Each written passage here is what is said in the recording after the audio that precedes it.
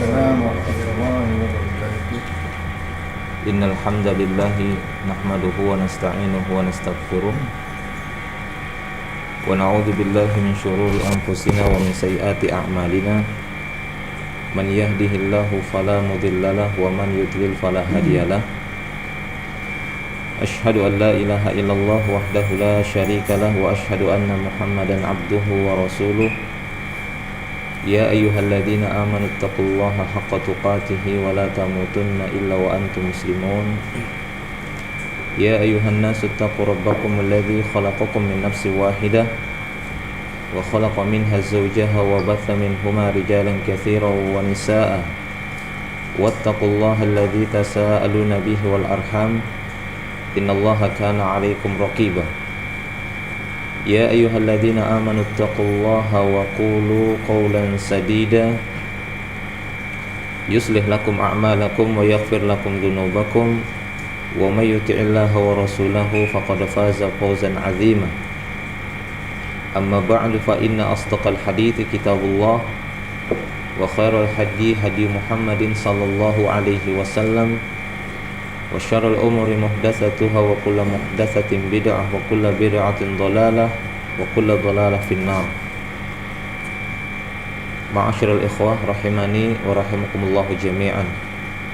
Alhamdulillah, pada pagi hari ini kita dapat bertemu dan berkumpul kembali di majelis ilmu, di majelis yang mulia ini, di mana kita ketahui keutamaan-keutamaan menuntut ilmu syar'i, menuntut ilmu agama memiliki keutamaan yang paling mulia, karena sesungguhnya ilmu agama yang diturunkan oleh Allah Subhanahu wa ta'ala merupakan nur, merupakan cahaya yang Allah Subhanahu wa ta'ala berikan kepada hamba-hambanya yang mau mencarinya dan mau mengambilnya. Kemudian mereka jadikan sebagai lentera, sebagai satu pelita untuk menerangi kehidupan mereka di atas hidayah dan petunjuk Allah, sehingga mereka akan mendapatkan keselamatan di dunia dan di akhirat nantinya. Sehingga ilmu yang diturunkan oleh Allah Subhanahu wa ta'ala tujuannya diturunkan oleh Allah untuk diambil oleh manusia cahaya tersebut, untuk memberikan penerangan kepada manusia, memberikan penjelasan kepada mereka, bukan untuk menjadikan manusia menjadi orang-orang yang takut dengan agama Allah, lari dari agama Allah Subhanahu wa ta'ala. Sehingga terkadang ungkapan-ungkapan ilmu yang diturunkan oleh Allah Subhanahu wa ta'ala diungkap dengan kalimat al-hikmah, diungkapkan oleh Allah Subhanahu wa ta'ala dengan kalimat al-hikmah, seperti firman Allah Subhanahu wa ta'ala di dalam surat Al-Baqarah. Di sana Allah Subhanahu wa ta'ala berfirman, yu'til hikmah may yasha wa may yu'tal hikmah faqad utiya khairan katsira. Allah Subhanahu wa ta'ala, dia akan memberikan al-hikmah kepada siapa saja yang dikehendaki oleh Allah Subhanahu wa ta'ala, dan siapa saja yang telah diberikan al-hikmah tersebut, sungguh dia telah mendapatkan kebaikan yang banyak sekali. Nah, para ulama memberikan tafsiran apakah makna al-hikmah di dalam surat Al-Baqarah tersebut.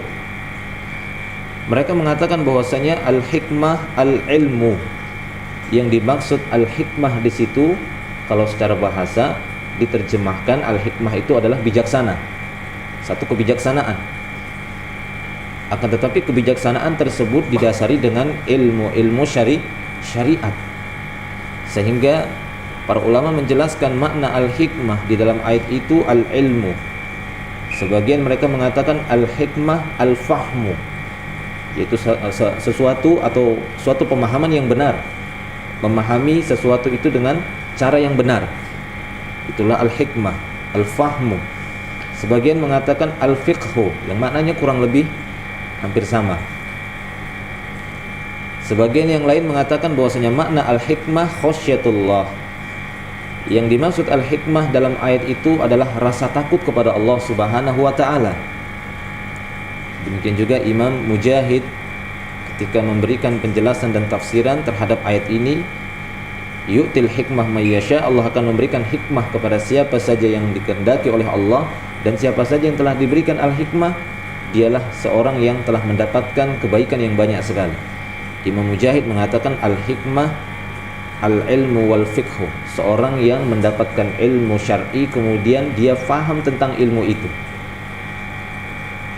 Maka siapa saja yang telah mendapatkan al-hikmah ini, yaitu ilmu, dan mampu memahaminya, mampu menerapkannya secara benar dan secara bijaksana, sungguh dialah seorang yang telah mendapatkan kebaikan yang banyak sekali. Dia telah mendapatkan satu kebaikan yang datang dari Allah Subhanahu wa ta'ala. Maka ikhwani fiddin rahimani wa rahimakumullahu jami'an, kita akan melihat bagaimana sikap hikmah yang dimiliki oleh Nabi SAW. Karena sesungguhnya ayat tersebut ditujukan kepada beliau sallallahu alaihi wasallam pertama sekali, karena beliaulah seorang yang telah diberikan hikmah oleh Allah Subhanahu wa taala.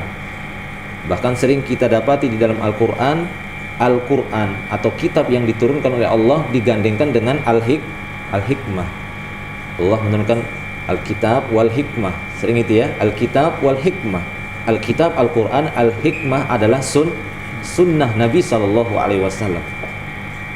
Ucapan-ucapan beliau, perbuatan-perbuatan beliau sallallahu alaihi wasallam telah dinyatakan sebagai satu kebijaksanaan, sebagai satu hikmah, satu ilmu yang datang dari Allah Subhanahu wa taala dengan pemahaman yang benar, pemahaman yang baik yang sesuai dengan tuntunan Allah Subhanahu wa taala yang dipraktekkan oleh Nabi Muhammad sallallahu alaihi wasallam. Sehingga akan kita bawakan beberapa sikap hikmah Nabi sallallahu alaihi wasallam untuk kita jadikan sebagai pedoman agar ilmu yang kita pelajari ini, ilmu agama yang kita pelajari benar-benar menjadi satu kebijaksanaan, bisa kita fahami secara tepat dan benar, sehingga menjadi satu sikap bijaksana yang menjadikan orang-orang tertarik dengan dinullah, dengan agama Allah Subhanahu wa taala, menjadikan orang-orang mendapatkan hidayah. Karena sungguhnya orang yang telah mendapatkan ilmu agama, pada hakikatnya mereka telah mendapatkan bagian dari cahaya Allah Subhanahu wa taala. Seperti yang disebutkan oleh para ulama bahwasanya ilmu itu nur. Ilmu yang diturunkan oleh Allah Subhanahu wa taala merupakan cahaya yang akan memberikan penerangan bagi orang yang mengambilnya, mempelajarinya. Kemudian dengan ilmu yang dia dapati, dia juga akan memberikan cahaya ataupun penerangan kepada orang selainnya. Sehingga Nabi SAW ketika beliau mengutus para da'i, atau ya para da'i ya, itu para da'i ataupun ustaz-ustaz lah gitu ya, para da'i yang akan beliau kirimkan keluar kota Madinah, senantiasa beliau memberikan wejangan kepada mereka dengan mengatakan yassiru wa la tu'assiru, basyiru wa la tunaffiru, laqad kufitum. Nabi SAW akan memberikan wejangan-wejangan kepada mereka, memberikan nasihat-nasihat kepada mereka sebelum mereka diutus oleh Nabi SAW. Dan orang-orang yang dipilih oleh beliau untuk berdakwah adalah orang-orang yang sudah mumpuni ilmunya, dan beliau sudah melihat pada diri mereka telah mendapatkan hikmah dari Allah Subhanahu wa taala. Jadi tidak semua sahabat keluar dengan ilmu apa adanya kemudian berdakwah, tidak. Beliau akan memilih orang-orang yang utama, yang telah mendapatkan ilmu yang baik, ilmu yang sempurna, sehingga memiliki satu sikap bijaksana ketika mereka berdakwah nanti di luar negeri ataupun ya di kota yang ditunjukkan oleh Nabi SAW yang diperintahkan oleh beliau. Dan beliau akan mengatakan yassiru wa la tu'assiru, berilah kemudahan bagi manusia, jangan kalian membuat mereka sulit. Mendatangi mereka kemudian mengambil satu sikap-sikap yang memberatkan mereka di dalam agama Allah Subhanahu wa taala. Karena sesungguhnya agama ini dibangun oleh Allah Subhanahu wa taala untuk memudahkan manusia mendapatkan kebahagiaan, untuk memudahkan manusia mendapatkan keselamatan, untuk memudahkan manusia menuju jalan Allah, memudahkan manusia masuk ke dalam syurga, bukan menjauhkan manusia dari jalan Allah Subhanahu wa taala. Hanya Nabi mengatakan yassiru wa la tu'assiru. Bahkan beliau mengatakan dalam satu sabdanya, innad dina yusrun, sesungguhnya agama ini adalah mudah. Sehingga Rasul mengatakan, yasiru, berikan kemudahan kepada manusia. Dan kemudahan yang dimaksud di sini bukanlah yang dimaksud sesuatu yang haram kemudian katakan saja itu halal sehingga mudah bagi mereka untuk mengerjakan yang haram. Bukan itu. Akan tetapi dibutuhkan adalah sikap hikmah. Itu tadi ya, sikap hikmah. Ini satu ilmu yang dia miliki, kemudian dia fahami dan mampu dia terapkan secara benar, secara tepat, sehingga memberikan kemudahan bagi manusia dan bukan menyulitkan manusia. Basyiru wala tunaffiru, berilah kabar gembira kepada manusia, jangan menjadikan mereka lari dari jalan Allah Subhanahu wa taala. Jadi memberikan kabar gembira untuk mereka sehingga mereka tidak lari dari jalan Allah Subhanahu wa taala. Nah, ikhwani fid din rahimani wa rahimakumullahu jami'an. Sehingga akan kita lihat beberapa praktek dari sikap hikmah Nabi sallallahu alaihi wasallam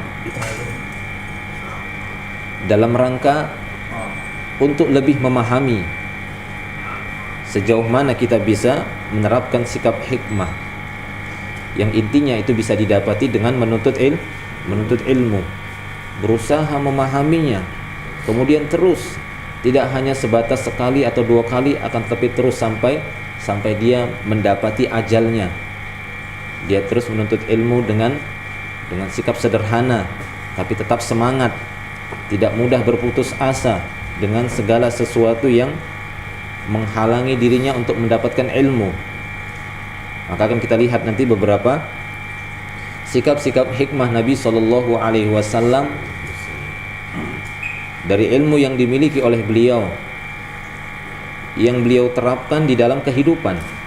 Bagaimana beliau sallallahu alaihi wasallam memilih satu langkah-langkah yang tepat, langkah-langkah yang sesuai dengan kaidah-kaidah syariat dalam rangka untuk mencari kemaslahatan dan berusaha memperkecil kemudaratan ataupun mafsadat. Ataupun ketika di sana didapati pilihan-pilihan tersebut adalah di antara bahaya demi bahaya, maka beliau akan kita dapati memilih bahaya yang lebih kecil. Seperti itu sikap-sikap yang bijaksana yang kita dapati dari Nabi sallallahu alaihi wasallam. Kemudian di antara contoh yang bisa kita bawakan, yang pertama yaitu ketika Nabi sallallahu alaihi wasallam melakukan dakwah ke kota Taif. Ketika beliau sallallahu alaihi wasallam melakukan dakwah, mengajak orang-orang Taif untuk beribadah kepada Allah Subhanahu wa taala, mengajarkan mereka makna la ilaha illallah, mengajak mereka kepada Islam. Tapi apa yang dilakukan oleh penduduk kota Taif? Justru mereka membalas niat baik Nabi sallallahu alaihi wasallam dengan cacian, makian dan lemparan, sehingga menyebabkan sebagian tubuh beliau ataupun wajah beliau terluka berdarah sambil beliau menyeka darahnya. Bahkan beliau sampai pingsan. Ketika beliau bangun, tiba-tiba di hadapan beliau telah ada malaikat Jibril alaihissalam beserta dua malaikat penjaga gunung Aksyab. Ya, dua malaikat penjaga gunung yang ada di dekat kota Taif tersebut. Sehingga malaikat Jibril pun memperkenalkan dua malaikat penjaga gunung tadi. Seraya dia berkata, atau dua malaikat penjaga gunung tadi berkata kepada Nabi sallallahu alaihi wasallam, qala ya Muhammad, malaikat tersebut pun berkata, ya Muhammad, zalika fima syi'ta in syi'ta an utbiqu alaihim al-akhsyabaini. Ini terserah kamu saja.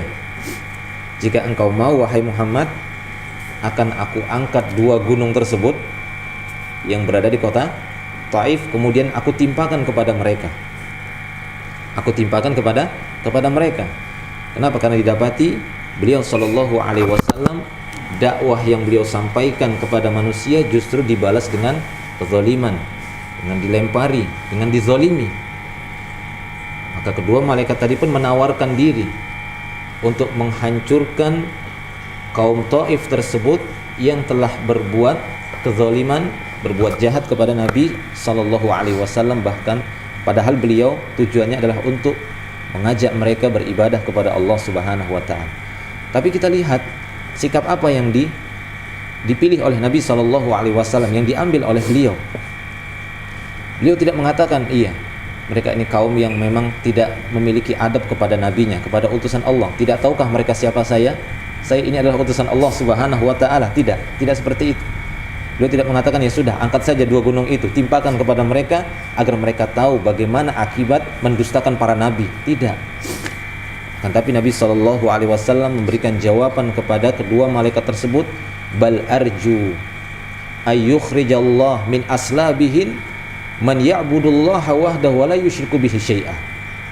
Bahkan aku sangat berharap agar Allah Subhanahu wa taala mengeluarkan dari sulbi-sulbi mereka nantinya orang-orang yang benar-benar beribadah kepada Allah semata dan tidak berbuat syirik kepada Allah Subhanahu wa taala. Justru itu yang aku harapkan. Sehingga Nabi SAW mengharapkan generasi-generasi yang muncul setelah mereka, min aslabihi, maksudnya dari sulbi mereka. Bahkan sebagian para ulama mengatakan diperbolehkan bagi manusia ataupun bagi kaum muslimin mendoakan calon-calon generasinya walaupun itu belum dia titiskan di rahim, kan begitu ya, masih disulbi. Ya, masih disulbi. Seperti firman Allah Subhanahu wa taala dalam surat At-Tariq, di sana disebutkan ya, sulbi wat taraik. Begitu ya, sulbi maksudnya dari sulbinya laki-laki. Nah, demikian. Jadi kita dapati bagaimana Nabi SAW mengambil satu sikap bijaksana, satu sikap hikmah dari dakwah yang beliau lakukan, karena sesungguhnya tujuan beliau diutus bukanlah untuk menghancurkan dan membinasakan manusia, akan tetapi tujuan beliau diutus untuk menjadikan manusia orang-orang yang benar-benar beribadah kepada Allah Subhanahu wa taala, mengharapkan kebaikan dari mereka, walaupun balasan mereka dari niat baik beliau sallallahu alaihi wasallam tidak seperti yang diharapkan oleh beliau. Akan tetapi beliau sallallahu alaihi wasallam memiliki sikap hikmah tadi. Bagaimana yang lebih beliau kedepankan adalah menjadikan mereka dan mengharapkan kebaikan bagi mereka.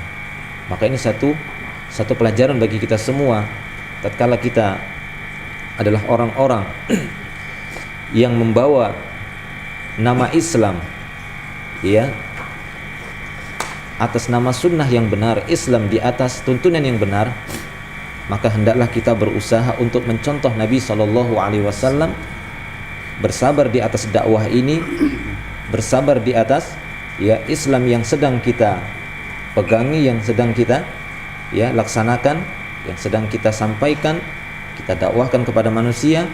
Kita berusaha untuk bersabar dari segala bentuk gangguan-gangguan yang mungkin kita dapati, akan tetapi tetap kita berharap kebaikan kepada saudara-saudara kita sesama kaum muslimin.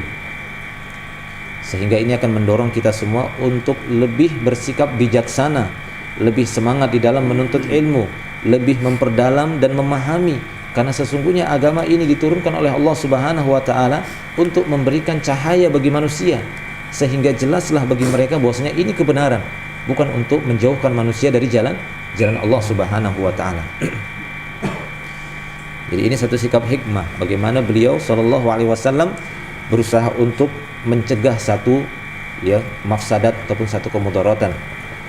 Karena sesungguhnya beliau tidak menginginkan kehancuran, akan tapi menginginkan hidayah pada manusia ataupun pada umatnya. Baik, ikhwani fiddin rahimani wa rahimakumullah jami'an. Di antara bentuk sikap hikmah Nabi sallallahu alaihi wasallam yang lainnya, seperti yang disebutkan di dalam riwayat Imam Muslim. Di sana disebutkan ketika Nabi sallallahu alaihi wasallam menjenguk salah seorang istrinya, yaitu Sofiyah binti Huyai, Sofiyah radhiyallahu anha. Beliau pun menjenguknya ataupun mengunjunginya.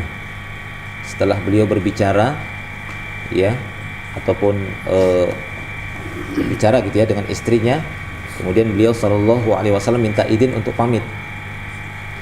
Dan beliau sallallahu alaihi wasallam mengantarkan ya Sofiyah sampai ke depan rumahnya. Akan tetapi didapati Nabi sallallahu alaihi wasallam berjalan bersama Sofiyah. Pada saat itu kondisi cuaca ataupun waktu malam hari. Maka berjalanlah Rasulullah Shallallahu Alaihi Wasallam bersama istri beliau Sofiyah berdua.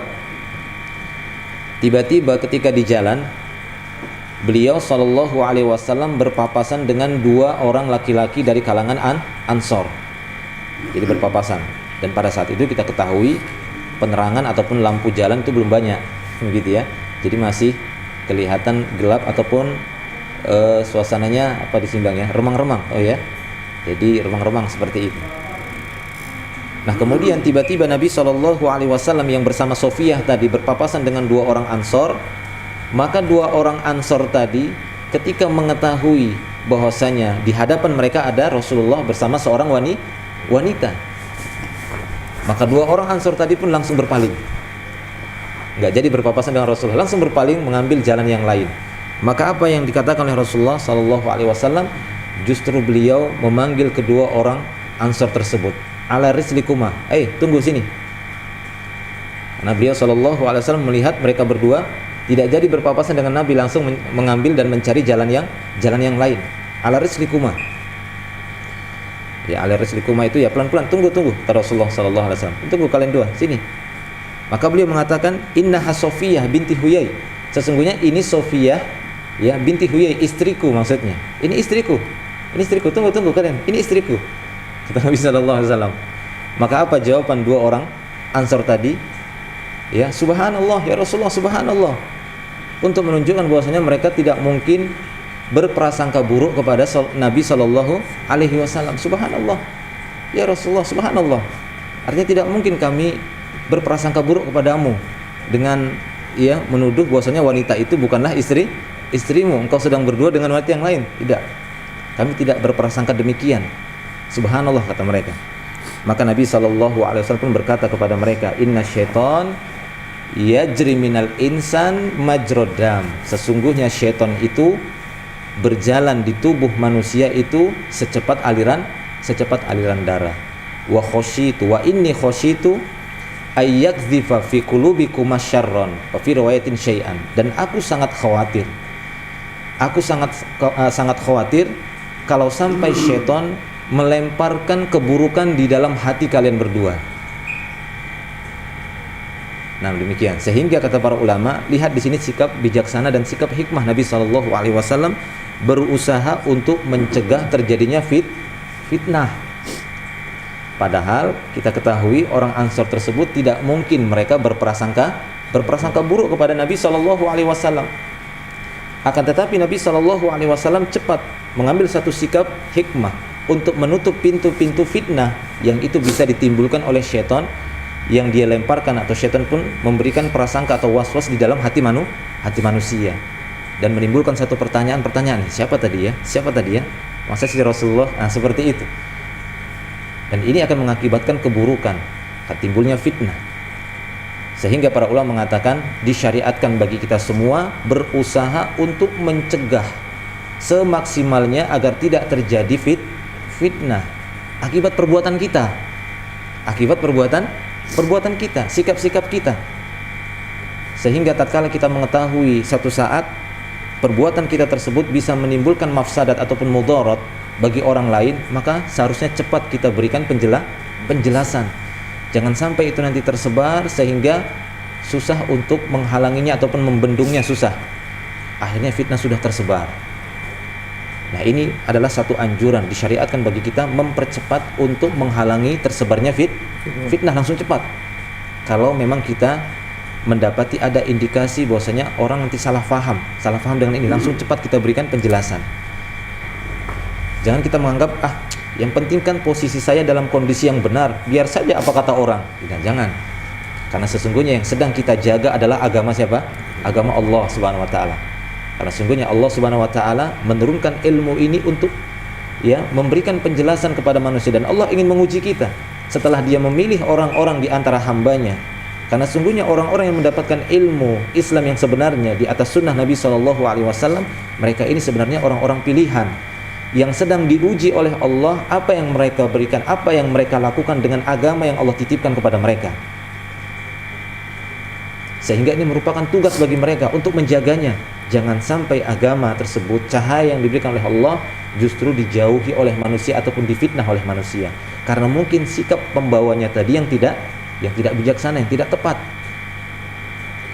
Sehingga seperti ayat yang kita sebutkan di awal, yu'til hikmah may yasha wa may yu'til hikmah faqad utiya khairan katsiran. Bahkan Nabi SAW pernah mendoakan Abdullah ibnu Abbas.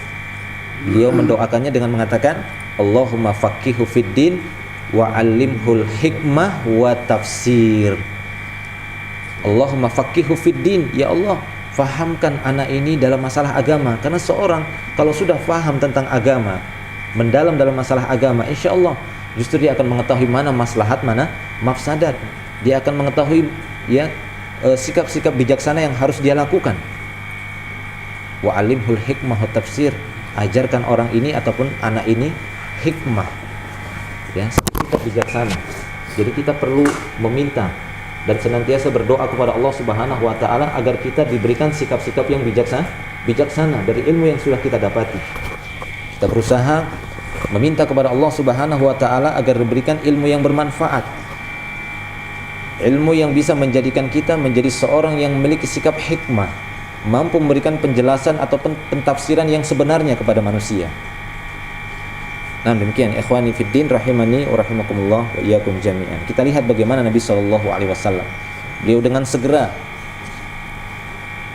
memberikan satu bendungan satu penghalang agar orang-orang tidak menebarkan fitnah tersebut atau agar syaitan tidak mudah untuk menggelincirkan manusia dari satu kejadian dengan kejadian yang berikutnya. Sehingga beliau SAW dengan segera mencegah tersebut dengan memanggil mereka, ini istriku. Langsung dikatakan, ini istriku. Subhanallah, kata para sahabat, subhanallah ya Rasulullah, ini istriku. Subhanallah, artinya mereka menolak, enggak mungkin kami berprasangka buruk kepadamu. Bukan itu, kan begitu ya. Bukan itu yang kumaksud, kata Rasulullah SAW. Memang benar, kalian tidak mungkin berprasangka buruk kepada diriku. Tapi yang aku khawatirkan, karena sesungguhnya syaitan itu berjalan di tubuh manusia secepat aliran darah. Mungkin syaitan itu akan melintaskan di dalam pikiran kita begini dan begini. Akhirnya lambat laun kita pun berpikir dengan pikiran yang negatif, walaupun awalnya tidak. Inilah yang dikhawatirkan oleh Nabi SAW. Syaitan melemparkan keburukan di dalam hati kalian. Baik, ikhwani fiddin rahimani wa rahimakumullah wa iyyakum jami'an. Jadi ini satu isyarat dari beliau bagaimana sikap hikmah itu dibutuhkan bagi orang-orang yang sudah membawa ilmu syar'i ini, sudah mendapatkan hidayah, bagian dari hidayah Allah Subhanahu wa taala, agar kita jaga, kita tingkatkan, kemudian kita fahami dengan cara benar sehingga tidak menimbulkan fitnah bagi orang lain, bagi manusia. Justru kita jadikan ilmu ini sebagai pelita, sebagai lentera untuk menerangi manusia, sehingga manusia mengenal tentang agama yang telah diturunkan oleh Allah Subhanahu wa taala dengan sebab kita. Kemudian di antara contoh yang lainnya, bagaimana sikap Nabi SAW ketika mendapati orang-orang yang memiliki watak ataupun memiliki perbuatan-perbuatan yang jelek, perbuatan-perbuatan yang buruk. Karena sesungguhnya yang kita hadapi, yang kita temui dalam kehidupan kita sehari-hari bukanlah orang baik semua. Iya atau bukan? Iya, bukan orang baik semua setiap hari yang kita temui. Terkadang kita akan bertemu dengan orang-orang yang kita ketahui dia itu orang jahat, dia itu orang yang memiliki akhlak yang buruk atau begini-begini, dan itu mungkin sudah dikenal oleh manusia. Lalu apakah sikap kita karena kita sudah mengetahui ilmu, kemudian kita bersikap dengan sikap yang terbawa oleh hawa nafsu? Jangan, akan tapi tetap kita menggunakan ilmu tersebut, mengambil sikap-sikap bijaksana di dalam menghadapi orang-orang yang mungkin kita ketahui dia memiliki tabiat ataupun perbuatan yang buruk, tidak sesuai dengan syariat Allah Subhanahu wa taala. Nah, di sini diriwayatkan oleh Aisyah radhiyallahu anha, dia mengatakan satu saat ada seorang laki-laki minta izin kepada Nabi SAW untuk bertemu beliau di rumahnya. Jadi anna rajulan ista'dzana ala Nabi SAW. Ada seorang laki-laki mengunjungi rumah beliau dan minta izin ingin bertemu beliau SAW. Falamma ra'ah, ketika Rasulullah SAW melihat laki-laki tadi yang datang tadi ingin bertamu, maka apa kata beliau SAW? Beliau mengatakan, bi'sa akhul ashirah wa bi'sa ibnul ashirah. Orang ini adalah saudara terburuk di tengah keluarganya. Dan orang ini juga adalah anak yang, artinya orang ini sudah dikenal bahwasanya di keluarganya adalah orang yang buruk, orang yang jahat, tidak memiliki akhlak yang mulia. Tapi dikenal kejahatannya di tengah-tengah keluarganya. Dan ini dikenal ataupun diketahui oleh Nabi Muhammad SAW. Nah, kemudian falamma jalasa, ketika beliau SAW mempersilahkan dia untuk masuk, beliau pun mempersilahkan laki-laki tadi untuk duduk. Nah, beliau SAW tersenyum dengan orang tersebut, tersenyum beliau, ya, dan menampakkan kegembiraan dan kesenangan kepada orang tersebut. Padahal beliau tahu, di awal beliau mengatakan bi'sa akhul ashirah wa bi'sa ibnul ashirah. Ini saudara paling jelek di tengah keluarganya dan anak paling jelek, paling jahat di tengah keluarganya. Tapi ketika beliau SAW bertemu dengan dia, beliau tersenyum. Dan ini membuat Aisyah radhiyallahu anha keheranan. Loh, ini gimana Nabi SAW? Ya, ini gimana nih suami saya ini? Tadi mengatakan ini orang paling jahat di tengah keluarganya. Tapi ketika beliau SAW bertemu dengan orang tersebut, beliau SAW tersenyum, menampakkan keceriaan pada wajahnya. Nah, ketika orang tersebut sudah menunaikan hajatnya dia kepada Nabi SAW, mungkin dia ingin menyampaikan ini dan itu, setelah selesai kemudian dia pun permisi begitu ya, pulang. Setelah itu Aisyah radhiyallahu anha datang kepada Rasulullah dan berkata kepada Rasulullah, "Ya Rasulullah, hina ra'aitar rajula qulta lahu kadza wa kadza." Wahai Rasulullah, ketika engkau melihat pertama sekali laki-laki tadi, engkau mengatakan orang itu begini. Summa tatallaqta fi wajhihi wan basatta ilaihi.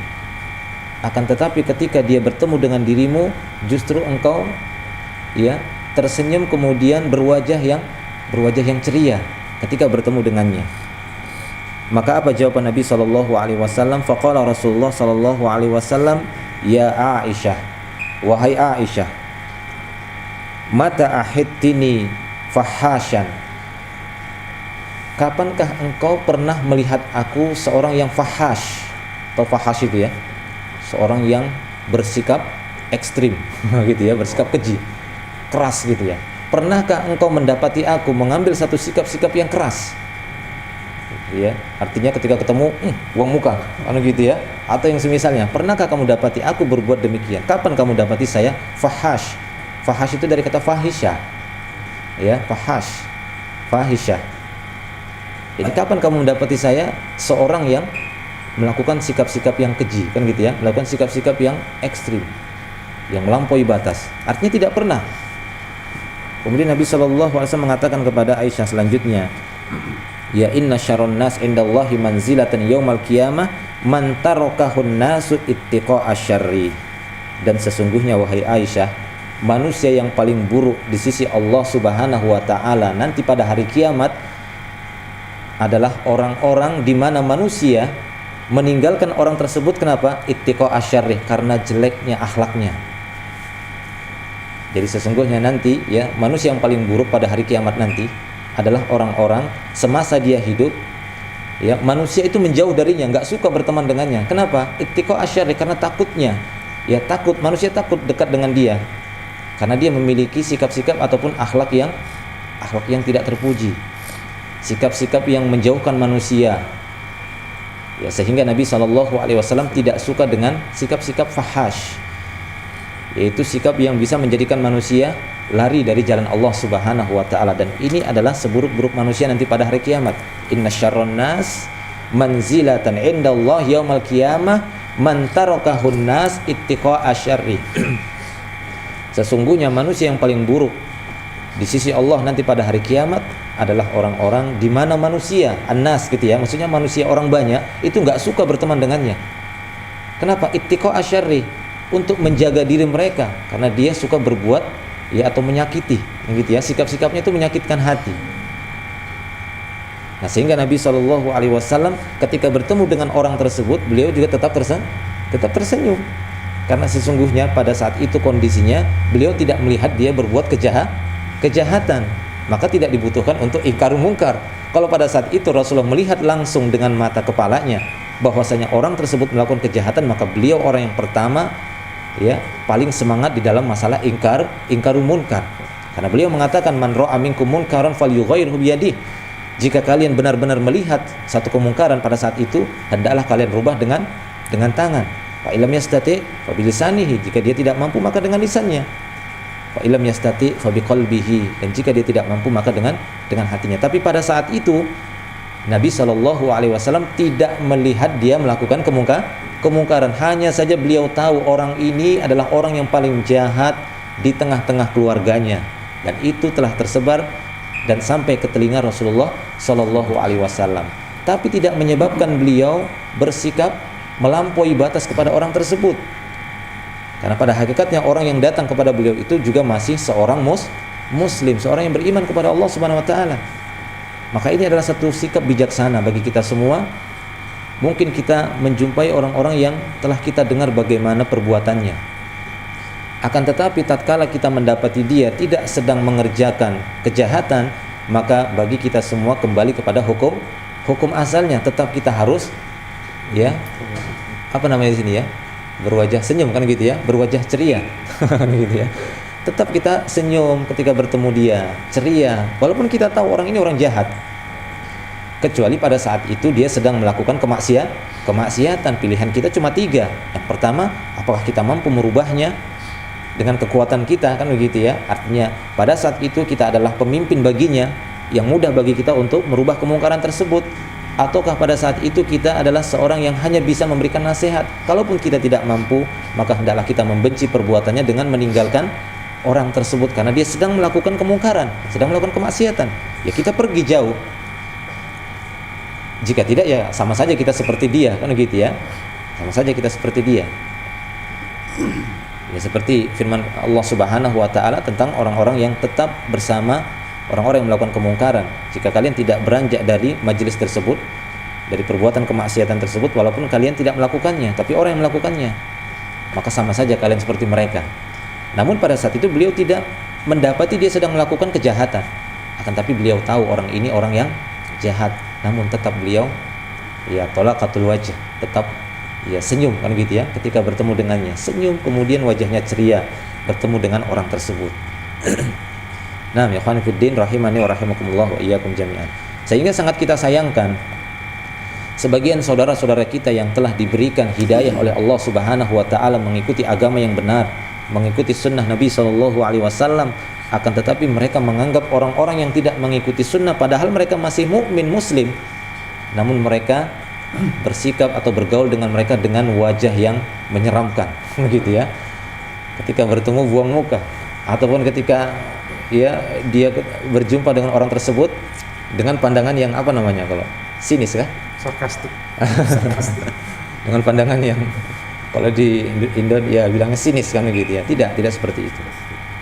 Tetap kita berwajah yang senyum. Ini satu sikap bijaksana karena sesungguhnya kita ingin menarik manusia ke dalam agama Allah Subhanahu wa taala, ingin menarik manusia kepada jalan yang benar. Jika kita bersikap ya fahash, ya keras dan kasar kepada manusia, ya orang-orang akan lari. Orang-orang tidak akan mungkin tertarik dengan agama Allah Subhanahu wa taala.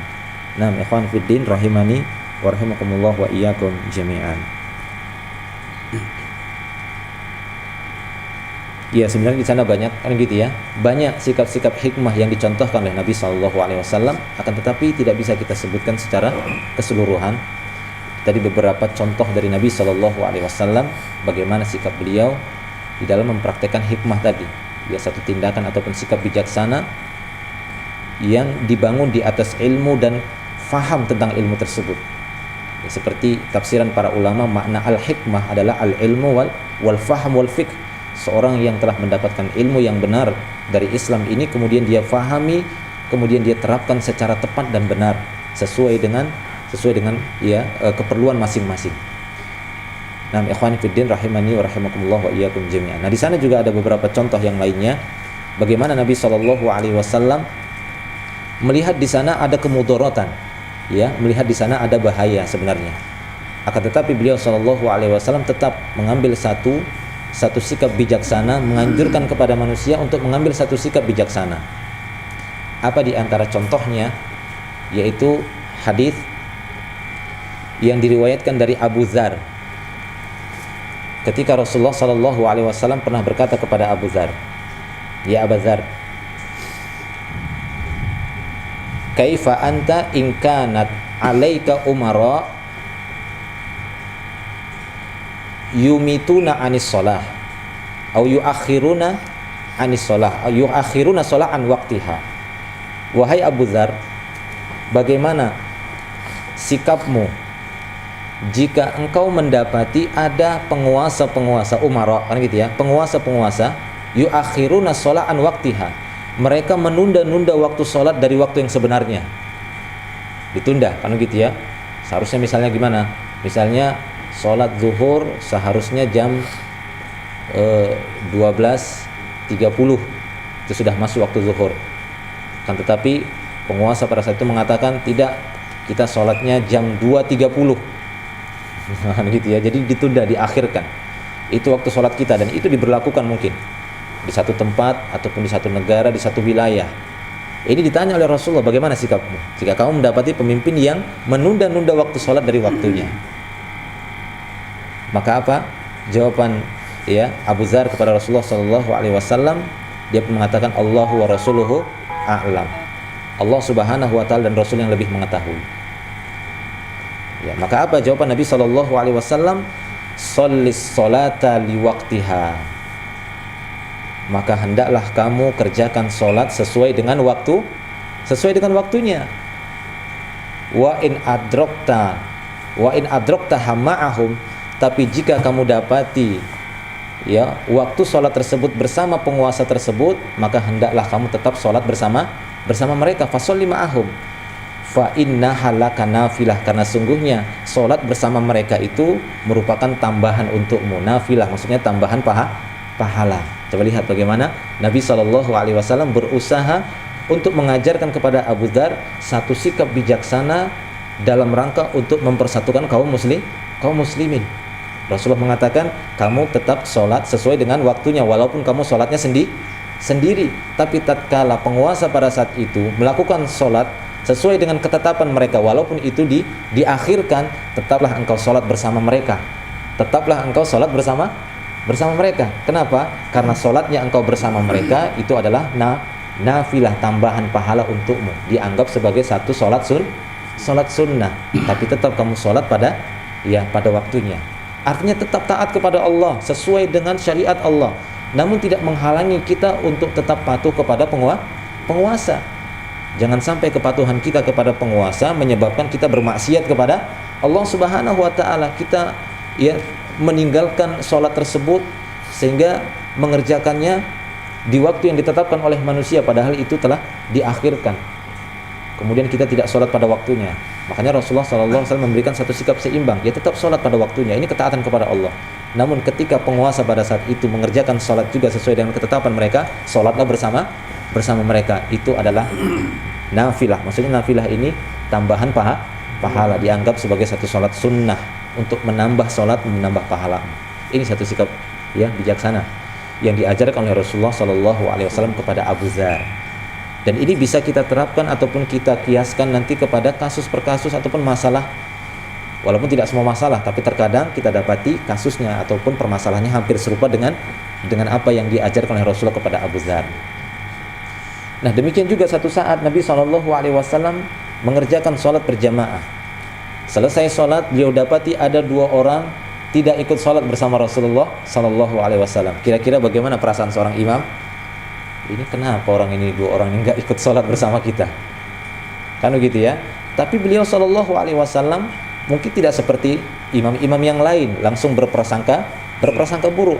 Namun yang dikhawatirkan oleh Rasulullah jika didapati para imam yang cepat prasangka buruknya, sehingga beliau SAW mendekati kedua orang tadi dan bertanya kepada mereka, apakah kalian sudah sholat? Maka mereka mengatakan, Rasulullah SAW mengatakan, kenapa kalian tidak sholat bersama kami? Kenapa kalian tidak sholat bersama kami? Maka jawaban mereka, sholaina fi rihalina. Wahai Rasulullah, kami sudah sholat tadi di perjalanan sesuai dengan waktunya, kan begitu ya. Kami sudah sholat tadi di jalan. Maka apa jawaban Rasulullah? Oh ya sudah, kalau begitu nggak apa-apa. Tidak.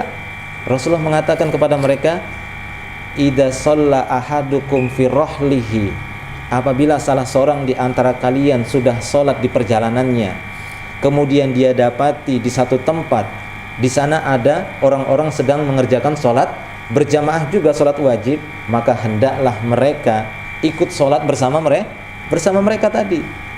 Kenapa? Karena sungguhnya itu adalah nafilah, sebagai tambahan dari sisi pahala, tapi dari sisi maslahat itu besar sekali. Kan gitu ya, untuk menjaga persatuan kaum muslimin. Karena sungguhnya perbuatan seperti itu akan menimbulkan prasangka-prasangka yang buruk. Ini orang ini kenapa nggak sholat bersama kita? Ini kelompok apa ya? Gitu ya. Ini ajaran mana yang mereka dapat ini? Walaupun tidak melazimkan setiap ya kondisi atau kejadian seperti itu prasangkanya demikian, tapi dalam rangka untuk ya satu dari'ah, mencegah terjadinya fitnah ataupun bahaya.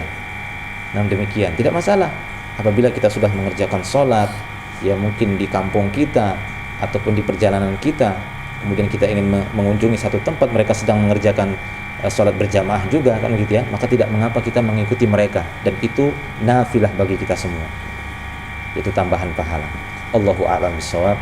Jadi ini mungkin diantara contoh-contoh untuk menguatkan ya ilmu yang sudah kita miliki, yang kita dapati, sehingga kita lebih semangat untuk mencari hikmah tadi.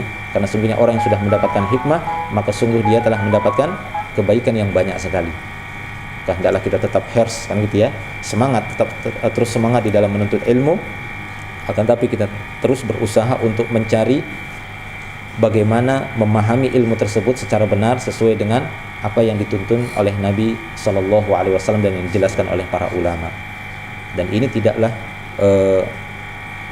gitu ya, tidaklah bisa ditempuh dengan waktu yang singkat, akan tetapi terus dengan tadarruj, dengan bertahap-tahap, sehingga seorang akan mumpuni ilmunya sedikit demi sedikit bertambah, kemudian dia akan mengetahui bagaimana sikap-sikap bijaksana yang seharusnya dilakukan dalam menghadapi kehidupan ataupun di dalam membawa dakwah ya dakwah sunnah ini, kan gitu ya, yaitu Islam yang benar, sehingga kebenaran yang sudah kita bawa tidak dianggap ataupun tidak menimbulkan fitnah bagi orang banyak, justru menjadikan ya cahaya ataupun memberikan penerangan bagi orang lain, sehingga manusia ya bertambah baik kondisinya, kemudian mereka akan mengikuti jalan Allah Subhanahu wa taala yang sebenarnya sesuai dengan apa yang datang dari Allah Subhanahu wa taala.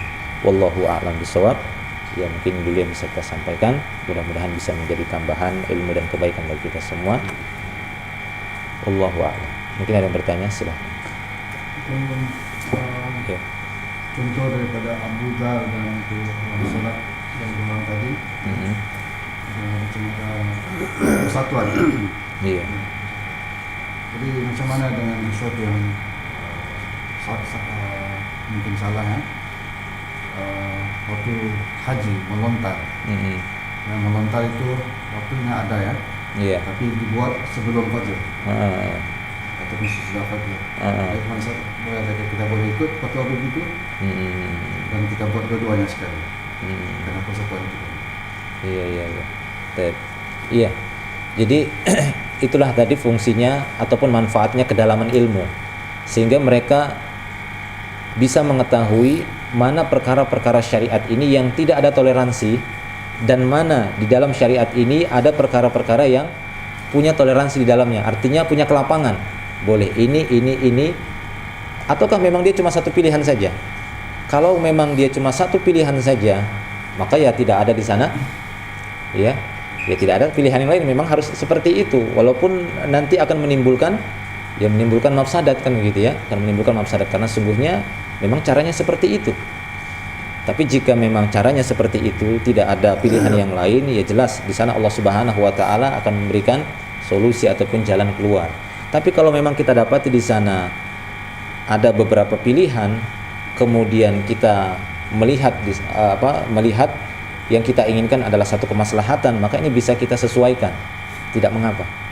Kalau memang ada sesuatu yang dikhawatirkan, kalau tidak ada ya nggak apa-apa, kan begitu ya. Kita melakukannya sesuai dengan yang paling rajih. Ya seperti tadi masalah melempar jumroh, ada sebagian sebelum fadar, kemudian setelah fadar. Walaupun para ulama mengatakan afdolnya itu setelah fadar tersebut, begitu ya. Namun di sisi lain kita dapati para ulama boleh bagi mereka melakukan ya apa tadi ya, lontar itu jumroh tadi sebelum fajar tadi, bagi orang-orang yang memang di sana ada uzur ataupun ada kebutuhan-kebutuhan di mana mereka mungkin kalau nanti setelah fajar ada uzur kan gitu ya, ada sesuatu yang bisa menghalangi mereka atau menyulitkan mereka, maka tidak mengapa mereka menyegerakannya, dan ini masih diperbolehkan.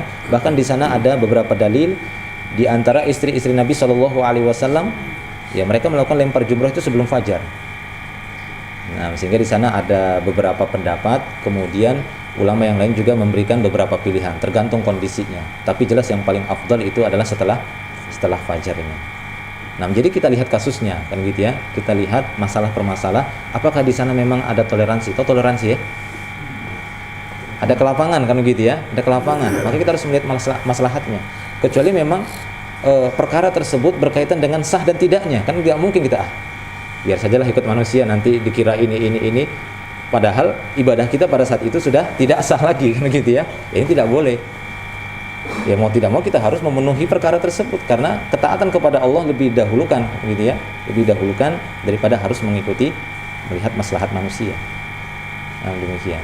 Makanya tadi ketika Rasulullah SAW menawarkan kepada Abu Dzar tentang para penguasa yang mengakhirkan waktu sholat, Rasul tetap mengatakan ya sholat kamu pada waktunya, tetap pada waktunya, karena ketaatan kepada Allah lebih diutamakan. Namun jika kamu masih mendapati ya penguasa pada saat itu mengerjakan sholat walaupun di akhir, ya tetap sholat bersama mereka, itu sunnah bagimu, dalam rangka untuk apa? Untuk menjaga persatuan tadi kaum muslimin. Nah, demikian. Allah a'lam. Ya seperti perkara mengangkat atau mengikuti imam yang membaca doa kunut, itu sering kan gitu ya. Apakah kita mengikuti imam tersebut ataukah tidak? Para ulama berbeda. Sebagian mereka mengatakan bahwasanya tetap kita mengikuti imam yang melakukan kunut subuh, karena pada asalnya ya mengikuti imam di dalam sholat itu diperintahkan, dan sholat berjamaah itu ditegakkan dalam rangka untuk jamaah, menjaga persatuan kaum muslimin. Kalau memang dengan mukhalifnya kita, artinya kita menyelisihi imam, enggak ikut kunut, ini menyebabkan perpecahan ataupun pertengkaran, maka tidak seperti ini. Haruslah kita mengikuti ya kunut. Harus kata di sini bisa pilihan gitu ya. Tidak mau kita mengikuti. Kenapa? Untuk menjaga persatuan kaum muslimin. Namun iya. Zikir setelah sholat dan doa tangan setelah sholat. Oh tidak, itu sudah jelas perkaranya tidak disyariatkan. Kalau kunut hukum asalnya ada. Itu beda lagi kasusnya, kan gitu ya. Kalau kunut hukum asalnya itu diperintahkan, cuma dilakukan tidak pada tempatnya, gitu ya. Sehingga para ulama mengatakan hukum asalnya kunut ini ada, sehingga sebagian mereka mengatakan ya tidak mengapa mengikuti kunutnya imam, gitu ya, tidak mengapa mengikuti kunutnya imam. Akan tapi kalau memang di satu tempat, di satu daerah mereka sudah paham ikut ataupun tidak, itu sudah paham, nggak ada masalah, ya tidak mengapa kita tidak ikut, karena memang tidak menimbulkan satu permasalahan di sana. Adapun yang ditanyakan bagaimana dengan apakah kita harus ikut juga berdoa berjamaah setelah selesai sholat, ini urusannya lain. Kenapa? Karena yang namanya ittiba'ul imam, mengikuti imam itu dari takbiratul ihram sampai salam. Itu yang dipandang oleh para ulama. Mengikuti imam itu ya dari takbiratul ihram sampai salam. Selesai salam, maka tidak lagi kewajiban mengikuti imam. Kita boleh pulang bahkan gitu ya. Boleh pulang. Nah, demikian. Jadi tidak ada kewajiban kita mengikuti ya doa bersama seperti itu. Allah Allah. Kalau imamnya tidak suruh kita gerak-gerak jari, gimana? Ya di sini jadi mungkin pernah saya singgung juga kan begitu ya, atau pernah saya jelaskan selintas bahwasanya di dalam sholat itu memang ada perkara-perkara dan ada gerakan-gerakan yang tidak disepakati oleh para ulama, sehingga mereka mengatakan yang diwajibkan bagi para makmum mengikuti imam yaitu pada gerakan-gerakan rukun, gerakan-gerakan inti. Seperti sabda Nabi SAW, wa idza kabbara fakabbiru wa idza sajada fasjudu wa idza raka'a farka'u. Jadi Rasul mengatakan jika dia bertakbir barulah kalian bertakbir. Ju'ilal imam liyutamma bih, imam itu diangkat ya untuk diikuti. Jika dia bertakbir, bertakbirlah kalian. Jika dia ruku, rukuklah kalian. Jika dia sujud, sujudlah kalian. Nah, yang disebut oleh Rasulullah adalah perkara-perkara yang rukun, yang inti. Tapi di sana ada gerakan-gerakan sholat yang diperselisihkan. Ya di antaranya tadi kunut. Ini kan berselisih para ulama tentang adanya kunut subuh atau tidak. Sebagian mengatakan ada dan sebagian mengatakan tidak ada kunut, dikhususkan hanya pada waktu subuh. Ikhtilaf, sehingga boleh bagi kita semua kan gitu ya untuk tidak mengikuti imam dalam masalah kunut subuh. Karena banyak di dalam sholat itu perkara-perkara yang tidak disepakati. Ya contohnya tadi, bagaimana imam gerak-gerakkan jari sementara kita tidak memilih pendapat tidak. Nah ini tidak ada kewajiban mengikuti imam. Tidak hanya itu, banyak yang lain. Imam misalnya imam itu setelah apa? Setelah ruku sami Allahu liman hamidah, sedekap. Ini benar atau tidak? Benar bagi orang yang berpendapat demikian kan gitu ya. Kenapa? Karena ada dalilnya. Ya, ada dalilnya seperti itu. Rasulullah mengatakan, para sahabat mengatakan, dahulunya kami diperintahkan oleh Rasulullah untuk meletakkan tangan kami di atas dada ketika sholat. Ketika sholat ya, bukan ketika berdiri, bukan ketika ruku, bukan ketika sujud, tapi para sahabat menyebutkan kami diperintahkan oleh Rasulullah dahulu meletakkan tangan ini di atas dada pada waktu sholat. Nah disinilah munculnya ijtihad para ulama. Sementara di dalam sholat itu kan ada beberapa gerakan itu ya, ada beberapa posisi. Pertama berdiri, ruku, duduk, dan sujud. Ada nggak posisi yang lain ketika sholat selain 4 ini? Berdiri kan gitu ya, ruku, duduk, sujud, kan nggak ada lari kan? Ya ini. Nah, para sahabat mengatakan kami diperintahkan oleh Rasulullah dahulu meletakkan tangan di atas dada pada waktu sholat. Nah kira-kira pada waktu berdiri, ruku, duduk atau sujud? Berdiri. Kalau sujud gimana sujud? Kalau duduk, didapati Rasulullah ketika duduk itu meletakkan tangan di atas paha atau di atas lutut. Kalau ruku ya jelas nggak bisa jatuh. Nah jelas posisinya pada waktu berdiri. Dan berdiri waktu sholat itu juga ada 2 kondisi. Kapan itu? Yaitu sebelum ruku dan setelah ruku. Posisi berdiri dalam sholat setiap 1 rakaat itu sebelum ruku dan setelah ruku. Sebelum ruku yaitu ketika membaca Al-Fatihah. Setelah ruku yaitu ketika i'tidal.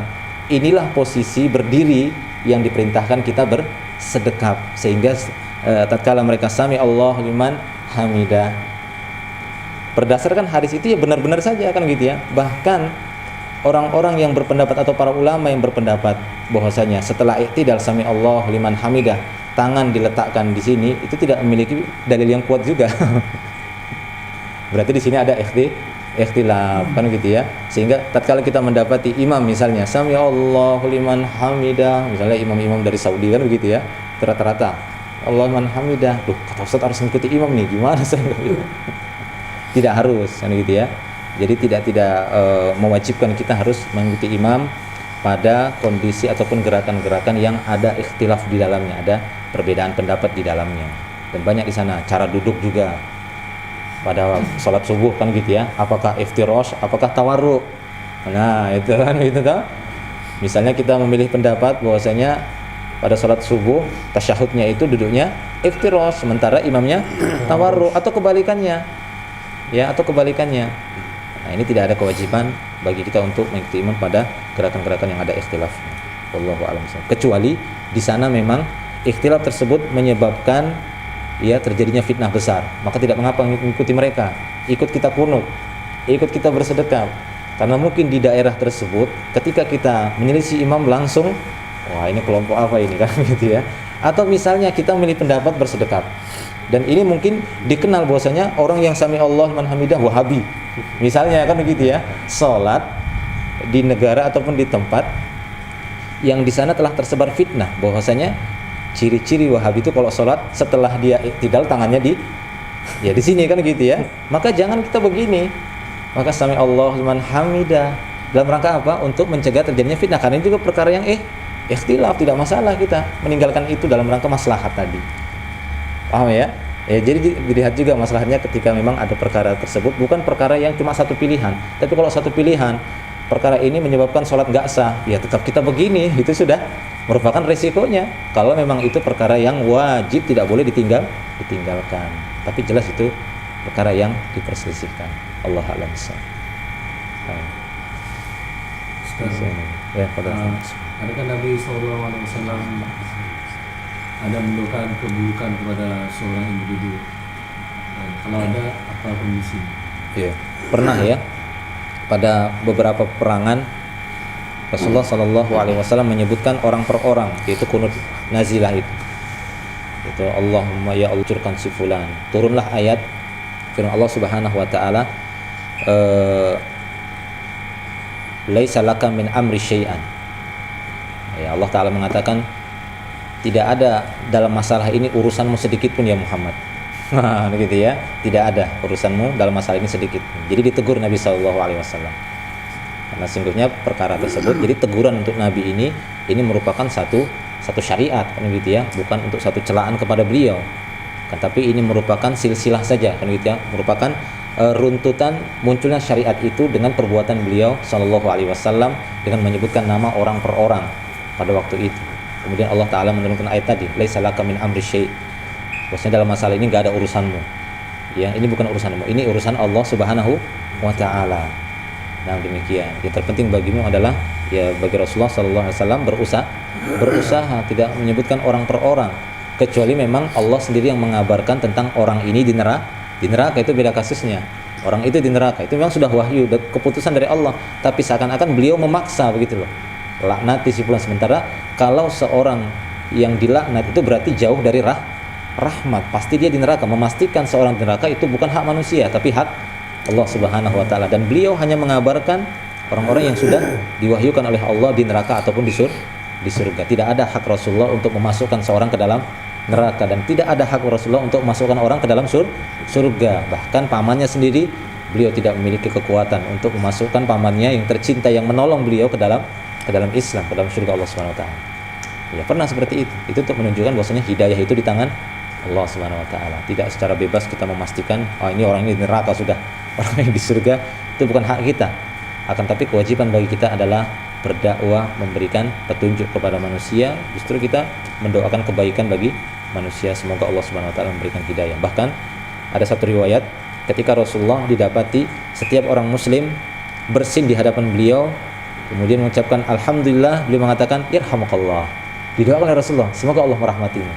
Kemudian yahdikumullah wa yuslih balakum, yang bersin tadi menjawab seperti itu. Nah, ada seorang Yahudi sering melihat seperti ini. Dia ingin didoakan oleh Rasulullah dengan doa rahmat. Gitu ya. Karena tidak boleh kita mendoakan orang kafir dengan doa rahmat. Tidak boleh, tapi mendoakan mereka dapat hidayah boleh.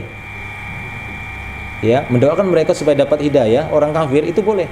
Makanya ketika orang Yahudi ini sengaja bersin di depan Rasulullah, azim bersin dia. Dia menunggu-nunggu Rasul mengatakan yarhamukallah, tapi justru Rasul mengatakan yahdikumullah wa yuslih balakum.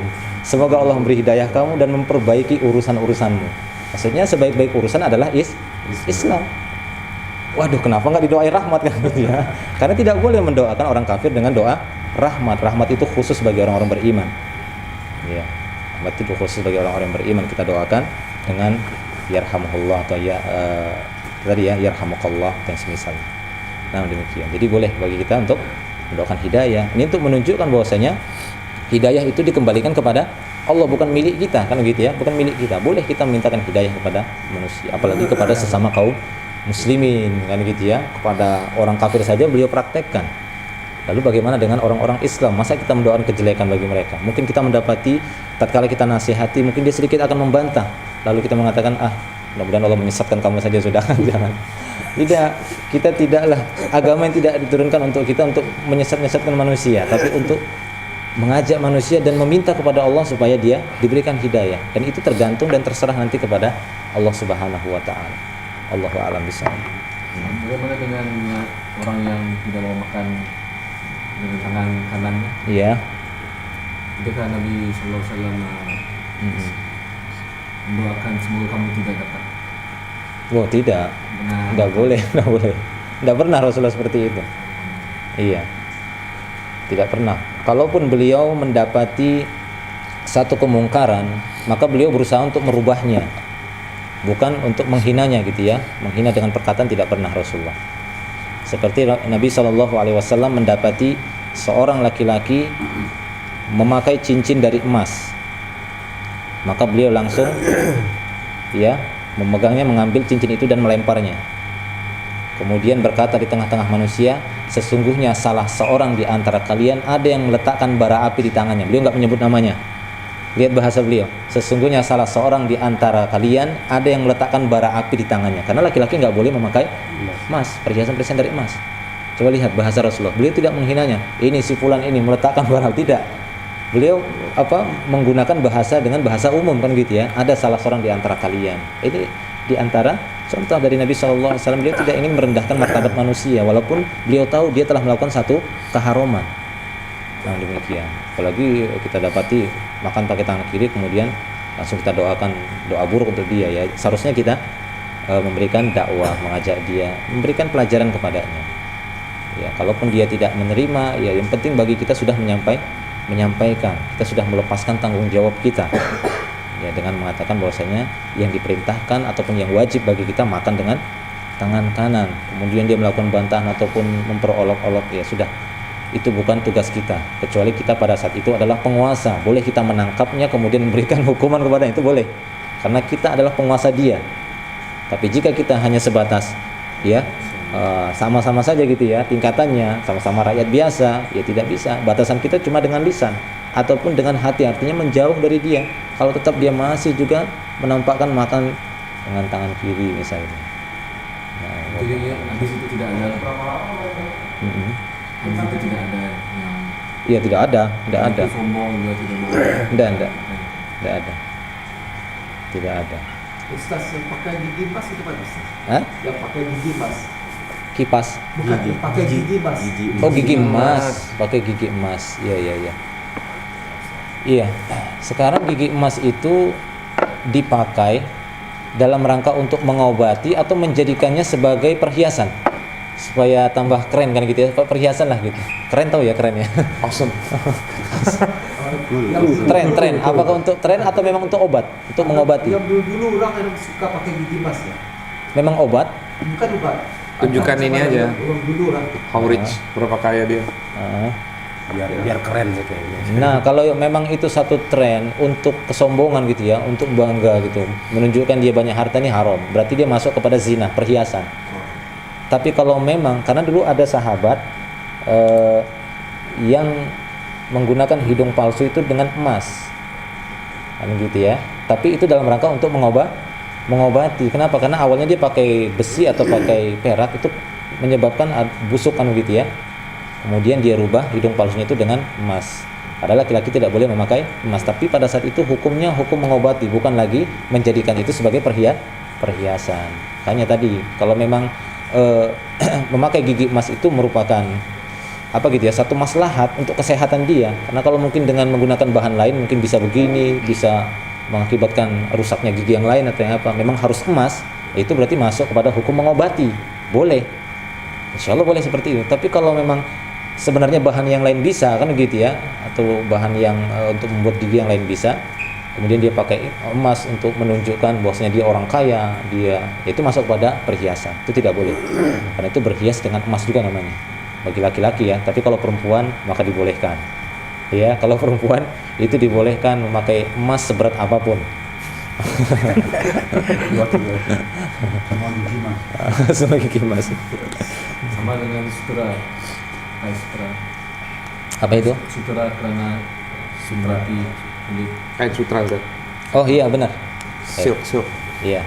Misalnya ada gatal gitu kan, memakai kain sutra supaya menghilangkan itu boleh, tidak mengapa. Dalam rangka untuk mengobati, insyaallah. Untuk mengobati. Kalau dia pakai sutra bukan untuk mengobati, tapi sutra saja yang tidak bagi gatal. Tidak boleh. Rasulullah SAW mengatakan kepada kaum laki-laki, la talbasul harir wad dibaj. Jangan kalian memakai harir, itu sutra, kan gitu ya. Kemudian dibat itu jenis sutra yang lain, mungkin berjenis-jenis di masa itu. Jangan kalian memakai harir wad dibaj, yaitu jenis-jenis pakaian yang terbuat dari bahan sutra. Tidak boleh. Mesti untuk obat. Mesti untuk obat lah syarat. Dia punya syarat. Untuk obat memang, bukan untuk obat kan? Ini bukan untuk obat, tapi kalau dia pakai ya tidak boleh. Selain gatal. Tidak boleh. Maksudnya kalau pakai iyalah untuk pakaian sebagai pakaian saja kan gitu ya. Nah, kalau pakai pakaian lain gatal, cuma sutra saja tidak gatal. Oh begitu. Obat itu. Oh iya. Tentunya nggak obat, jadi memang cocoknya pakai sutra gitu. Oh. Nggak pakai kalau pakai yang lain jatuh gitu. Iya, dia upayakan dulu untuk melakukan pemeriksaan dulu kan gitu ya. Jangan bermudah-mudahan dengan satu larangan. Ya, dengan satu larangan karena sesungguhnya larangan memakai sutra tersebut boleh digunakan pada kondisi-kondisi darurat yang sifatnya sementara. Kan nggak mungkin namanya darurat tapi terus-menerus bertahun-tahun, itu bukan darurat itu. Jadi harus melakukan pemeriksaan kan gitu ya, dan pengobatan dengan bahan yang lain dulu, kecuali memang benar-benar tidak didapati satu obat pun di muka bumi ini untuk menghilangkan gatalnya kecuali dengan sutra, maka nggak apa-apa dia pakai sutra terus, nggak didapati lagi ya gitu ya, karena sungguhnya menempuh pengobatan dengan cara yang haram itu memang benar-benar darurat betul, benar-benar sudah darurat sekali, nggak ada obat yang lain yang halal. Paham ya? Tidak ada obat yang lain yang halal.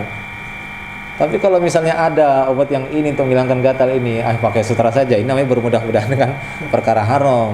Jangan. Itu nanti sudah ujung-ujungnya memang nggak dapat lagi, memang harus itu. Ustaz, yang sutra yang saya tahu dia dibuat dari tidak ada uang ya, Pompong. siap ya. Iya dari itu. Ya, dari siap kan. Jadi kenapa pulang di macam larangan ini diharam? Iya, memang terkadang ada perkara-perkara haram yang itu tidak disebutkan oleh Nabi SAW alasannya. Tapi bagi kita semua adalah sami'na wa ata'na, kita dengar dan kita taati, itu hukum asalnya. Tapi terkadang kita dapati Rasulullah menyebutkan alasan. Seperti ketika babi itu diharamkan, itu tidak disebutkan apa alasannya dalam Al-Quran, dan Rasul juga menyebutkan apa alasannya. Apa alasannya? Dan kita dapati Rasulullah menyebutkan jangan makan babi karena di dalamnya terdapat cacing begini, gitu ya, terdapat kuman begini, nggak ada. Iya, Rasulullah mengatakan iya jangan. Ayat mengatakan tidak boleh makan babi itu. Gitu. Tapi terkadang ada satu larangan itu disebutkan alasannya, kan gitu ya. Kenapa? Seperti khomar. Ya, khomar itu karena memang kembali kepada makna bahasanya, kan gitu ya. Khomar itu artinya menutupi, khimar, makanya dikatakan khimar menutupi auratnya seorang wanita, kan gitu ya. Khamar itu ya menutup akal, kan gitu ya, sehingga akalnya nggak normal. Itu bisa menyebabkan dia mudah melakukan kemaksiatan yang berikutnya. Ada terkadang didapati alasan-alasan syar'inya, kan gitu ya, tapi tidak semuanya. Namun bagi kita adalah sami'na wa ata'na. Satu contoh lagi seperti onta, ya. Unta atau unta ya? Unta apa onta bilang di sini? Unta. Kemal. Iya. Ibil, jamal, ibil. Nah, memakan daging unta itu batal wudu. Memakan daging kambing tidak apa-apa. Rasulullah, dia mau berwudu boleh, tidak berwudu tetap sah. Itu daging kambing. Tapi ketika ditanya bagaimana setelah makan daging unta ya Rasulullah, tawaddu kata Rasulullah, berwudu, dan tidak ada pilihan, berwudu. Artinya batal wudu seorang yang makan daging unta. Kalau kita bandingkan, loh masa sama sih seperti buang angin, kentut, kan gitu ya, karena kentut itu membatalkan wudu. Nah tidak bisa, itu kan menurut akal kita, tapi sami'na wa ata'na. Mengusap khuf juga kan. Iya, kita dengar, Mengusap khuf juga kan. apanya? Mengusap khuf. Iya, seperti mengusap khuf atau yang lainnya, banyak perkara-perkara yang memang terkadang tidak disebutkan alasannya, gitu ya. Makan daging onta, apakah daging onta itu haram? Ya tidak, kan gitu ya. Apakah daging onta terdapat zat-zat yang membahayakan? Tidak. Kalau memang terdapat zat yang membahayakan, pasti Rasulullah melarangnya, jangan makan, ini berbahaya. Tapi justru itu dihalalkan daging onta tersebut. Bahkan anehnya, daging onta kalau dimakan batal wudu, kencingnya itu diminum, boleh diminum, obat. Kencing itu buat obat. Orang-orang wanita-wanita Arab di zaman dahulu itu kalau untuk menghilangkan gatal-gatal di kepala, keramas ya bahasanya ya, itu pakai kencing unta. Dan itu diminum untuk menghilangkan demam, sembuh. Akan tapi makan dagingnya membatalkan wudu. Sholat di kandang unta dilarang. Aneh kan? Seperti itu. Itulah tergantung syariat seperti itu. Sholat di kandang unta dilarang oleh Rasulullah SAW. Jangan kalian sholat di tempat menderumnya unta atau di kandangnya unta. Nah ini kadang kan tidak disebutkan gitu ya, dilarang, tapi kenapa ya? Nah, seperti itu, sami'na atau ana. Nah, Allah a'lam. Ustaz, bagaimana dengan hadis ini?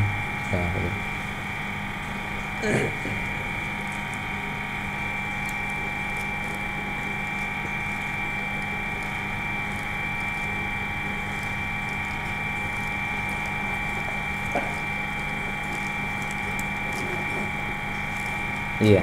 Iya benar hadis ini. Dia mengatakan la astati. Mastata'ta kata Rasulullah, ma mana'ahu illal kibr. Rasulullah hanya menjelaskan kondisi dia, bukan menghinanya. Jadi ketika Rasul mengatakan makan dengan tangan kananmu, tidak bisa katanya, saya nggak mampu. Gitu ya. Mastata'ta kata Rasulullah, kamu nggak mampu. Nah, maka Rasulullah mengatakan di sini lihat domirnya, ma mana'ahu. Rasulullah berkata sama manusia, tidak ada yang menghalangi dia untuk makan dengan tangan kanan, kan gitu ya, kecuali kibr, kecuali kesombongan. Maka didapati pada saat itu dia tidak bisa mengangkat tangan ke mulutnya, kan gitu ya, tidak bisa mengangkat tangannya. Nah, Jadi semoga kamu tidak dapat. Bukan itu maksudnya. Tidak, itu akibat dari perbuatan sendiri. Ya. Justru para ulama membawakan hadis ini akibat menentang sunnah. Ini akibat menentang sunnah, itu terkadang langsung Allah turunkan azabnya, tapi terkadang tidak semuanya gitu ya. Seperti ada seorang di masa Rasulullah juga mengatakan idza staiqadha ahadukum ya min naumihi ya falyaksil yada ya salasa marrat. Apabila salah seorang di antara kalian bangun dari tidurnya, maka hendaklah dia mencuci dulu tangannya 3 kali. Kenapa? Karena sungguhnya dia tidak mengetahui di mana tangannya bermalam. Fa innahu la yadri aina batat yadah. Karena dia tidak tahu di mana tangannya bermalam. Maka ada seorang mengatakan, saya tahu di mana tangan saya bermalam. Maka didapati dalam riwayat yang lain, para ulama mengatakan bahwasanya orang tersebut tadi didapati tangannya itu masuk ke dalam duburnya. Masuk ke dalam duburnya.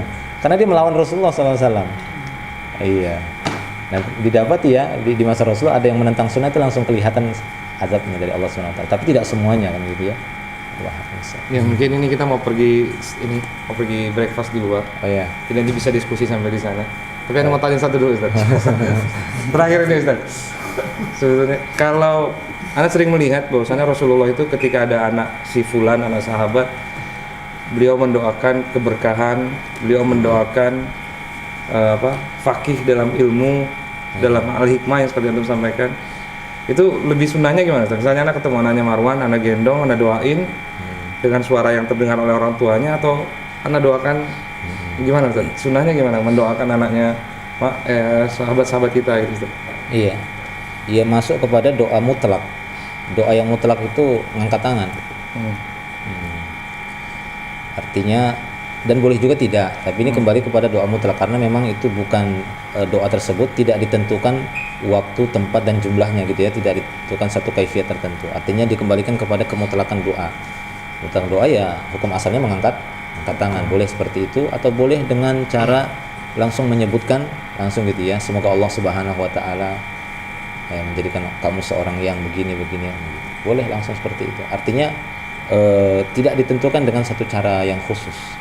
Itu terserah saja kan gitu ya. Boleh dengan hanya sebatas ucapan atau boleh dengan angkat tangan gini ya. Ya Allah, faqihkan anak ini dalam Islam kan gitu ya. Berikan keberkahan untuknya atau yang semacam, boleh. Tapi jangan dihapus sampai sekarang. tapi itu memang sunnahnya tadi mendoakan anak-anak. Iya. Ini yang kita lupain juga kan, ketemu anak-anak kecil nggak didoakan. Jadi kita apa contoh-contoh doanya apa aja? Biasanya umumnya Rasulullah SAW itu umumnya dia sering mendoakan keberkahan, itu sering umumnya. Barakallahu fiik, kan gitu kan. Allahumma yubariku fiik, atau yang semisalnya, atau dengan doa yang lain sebenarnya tidak mengapa. Ya, doa yang lain sebenarnya tidak mengapa ya, seperti semoga Allah menjadikan kamu menjadi anak yang soleh, kan gitu ya, menjadi anak yang baik, anak yang gini, insyaallah boleh seperti itu. Apakah dia mengangkat tangan ataupun tidak? Insyaallah. Saya perlu tanya, misal saya rasa perlu untuk direkam. Pertama, waktu menonton Ustaz, adakah selepas fajar atau selepas zuhur? Misalnya yang kami belajar selepas zuhur yang afdalnya. Ustaz tadi begitu, selepas fajar ya? Selepas fajar ya sebelum zuhur. Selepas fajar sebelum zuhur, bukan selepas zuhur yang utama. Allah alam, setahu saya itu pada waktu duhanya. Iya, pada waktu duhanya seperti dalam beberapa contoh. Yang kedua, Allah alam. Kenapa ketika Rasulullah beritahu Aisyah orang ini jelek, itu tidak dikategorikan sebagai riba atau mengumpat? Iya. Kenapa ketika Rasulullah berkata itu tidak riba, bukan riba? Iya, seperti yang dikatakan oleh Imam Nawawi, terkadang ghibah itu justru dibutuhkan. Dibutuhkan. Kenapa? Dalam rangka untuk menyelamatkan manusia supaya terhindar dari kejahatan orang tersebut. Maka harus dia gibahi. Orang itu begini-begini, hati-hati. Kenapa? Karena sudah saking tersebarnya kejahatan dia. Dan untuk mencegah kejahatan dia supaya tidak terkena orang lain, maka ini pilihan, ini sudah kebutuhan. Pada saat itu dia kabarkan tentang orang tersebut. Nah, inilah yang dilakukan oleh Rasulullah SAW. Dan itu dipilih oleh para ulama bahwasanya ada kondisi-kondisi yang memang mengharuskan kita harus menggibah karena memang kejahatannya sudah begitu banyak dan tersebar dan cukup dikenal. Ya tidak mengapa kan gitu ya. Kalau memang bisa membahayakan orang lain. Akan tetapi ketika kejahatan dan kesalahan yang dia lakukan adalah kejahatan yang sifatnya pribadi, tidak menimbulkan kerugian pada orang lain, maka hukum asalnya disembunyikan dan tidak boleh digibahi. Adapun yang dilakukan orang tadi, Rasulullah jelas mengatakan bi'sa akhul ashirah, ya, wa bi'sa ibnul ashirah. Jelas-jelas dia memang di tengah keluarganya itu membuat kerusakan, dikenal itu. Jadi supaya orang-orang terhindar dari perbuatan dia. Tapi kalau memang kejahatan atau kemaksiatan yang dilakukan itu sifatnya pribadi, hanya merugikan dirinya sendiri, maka ini hukum asalnya disembunyikan. Jangan kita menggibahin kepada orang lain, tapi boleh kita menasihatinya. Kita mendatanginya, menasihatinya. Adapun dengan menceritakannya ini tidak boleh, ini termasuk menggibah dia namanya. Allah a'lam. Tutup dulu. Ya, mungkin ini saja. Mudah-mudahan memberikan manfaat yang besar bagi kita semua. Wa akhiru da'wana alhamdulillah. Subhanakallahumma bihamdika asyhadu an la ilaha illa anta astaghfiruka wa atubu ilaik. Assalamualaikum warahmatullahi wabarakatuh.